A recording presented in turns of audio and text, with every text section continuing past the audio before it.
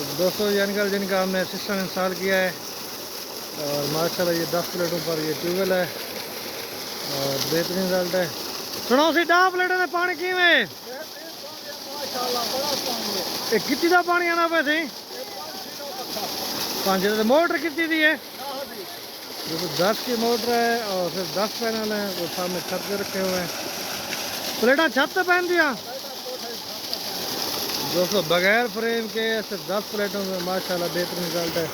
और सामने ट्यूबवेल आपको दिखाता चलो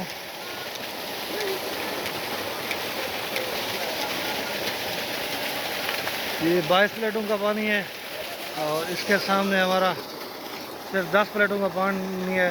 और देखें बेहतरीन पीटर केड़ा चल रहा पे पहले 22 हॉर्स पावर का पीटर था। पानी से मुतमईन है वे माशाल्लाह। ये केड़ा इलाका है सही अंजराई आसानपुर तहसील जिला कोटादू और माशाल्लाह बेहतरीन पानी पानी पीटर का चंगा है। दोस्तों देखें किस्तियों की हालत पानी काबू नहीं हो रहा और बेहतरीन रिजल्ट है। तो दोस्तों इस तरह का सोलर सेटअप लगवाने के लिए हमारी शॉप अमीर इलेक्ट्रिक सर्विस कोटुलदाम से रब्ता कर सकते हैं। सामने मुस्तनसर अब्बास भाई जिनका हमने सेट लगाया था चक्की आज वो इधर मामू के यहाँ लगवा रहे हैं और ये बेहतरीन परफॉर्मेंस